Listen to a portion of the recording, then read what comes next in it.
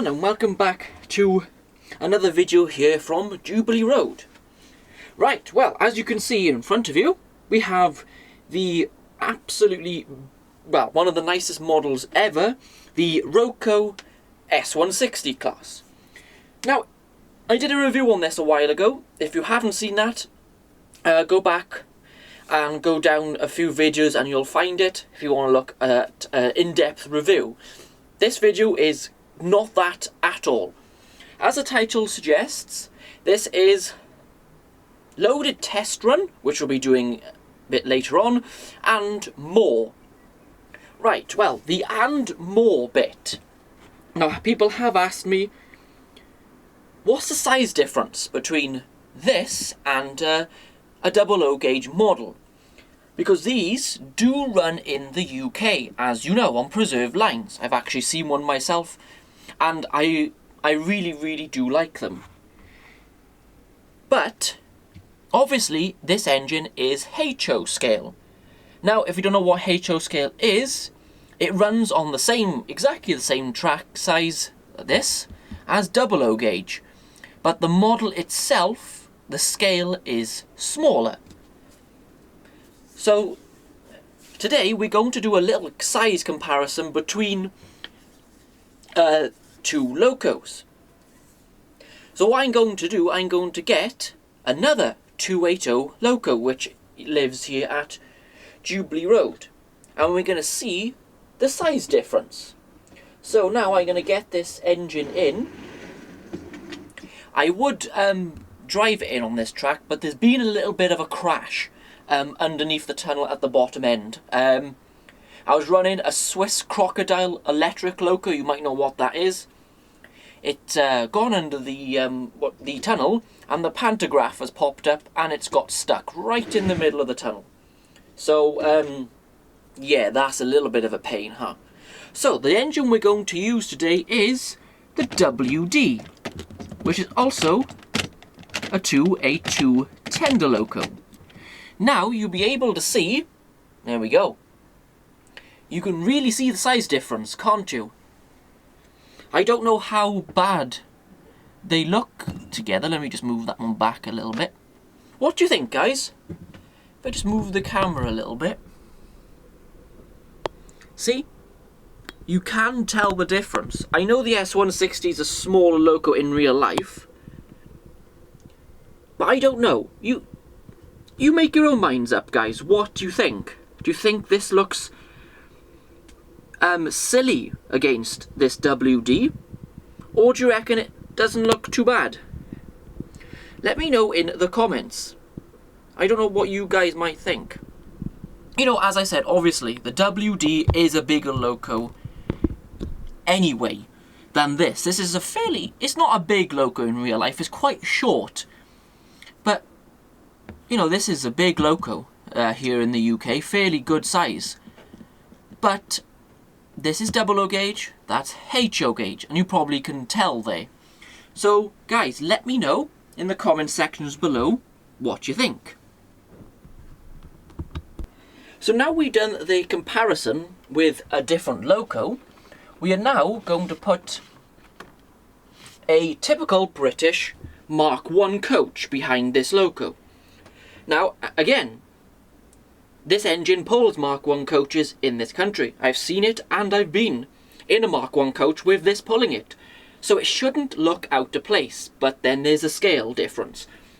So let me bring this coach in, which is a Mark I Pullman coach, and you see if this looks okay. I think not. You can see it's a really big size difference, isn't it? It just, yeah. Again, put in the comment sections below, let me know what you think, because to me, that doesn't look right at all, does it? The coach is way too big for this loco, which is a shame, but there are ways around it, to be honest. So, next we're going to try a freight wagon, which it will be a coal wagon. Now, here we go. This is an Oxford Rail four-wheeled wagon. Now, if you put that behind it, doesn't look so bad, does it? Now, I think you probably could get away with pulling coal wagons. Let me just get another one. So if we move this one back, this is a Bachmann model. Now, this is a smaller wagon, same scale, which is double O gauge. What do you think? I think it looks alright. I think you could get away with this engine pulling a double O gauge rake of coal wagons. Definitely not Mark I coaches. Definitely not that. Sorry there, guys. So, that's the size comparison out the way. You can really tell the difference now, can't you? Now, the coupling, which is the European style one just here. You've seen it plenty of times in my videos, and I showed you it in the video. Now, I have tried to get this rear coupling off. It doesn't seem to want to budge very well, and I do not want to break it. There is a chance you might be able to get a British coupling in there. Personally, I don't want to try that, because actually you don't need to. I'll demonstrate. This wagon, see? This has got the normal British small tension lock on it. You can see there, look, with the hook left on. So, all we do is do this. Right, now if I move the engine forward, there we go. So you can actually pull British stock with this loco without changing the coupling. The gap here is possibly a bit bigger than most people would like. Just show you there. You can see how it's connected in, can't you? I have run the engine with a full length goods train. You might have seen that, which I did in a video. It looks okay to me, and it pulls it fine, and it does not detach or decouple at all around the layout. So that works. So freight trains are a yes.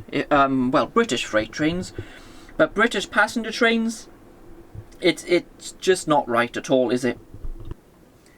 So that was the size comparison and how to couple up these wagons. This possibly is a way you can fit British couplers on here, but if I'm honest, I don't think I'm going to bother, because as you can see there, you can pull British stock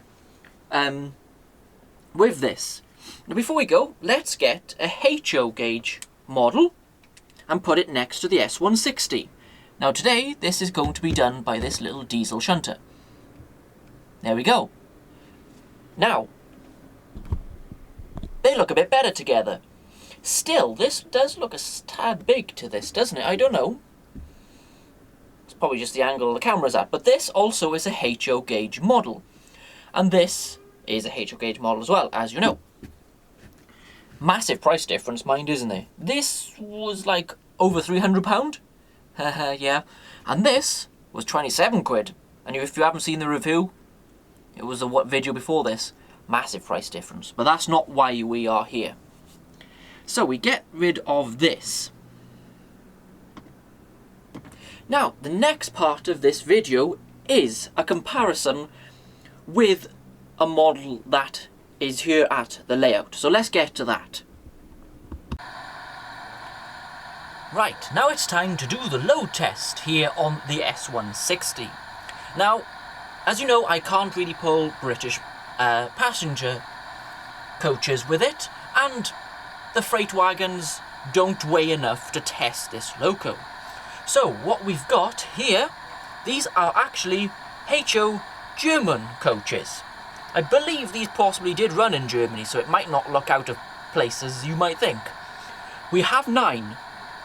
There is 9 coaches. They stretch quite a long way down there. Let's see how it gets on. It shouldn't have much trouble, but I'm sure we're going to find out. So let's see what happens. Here we go then, guys. Hope you enjoy.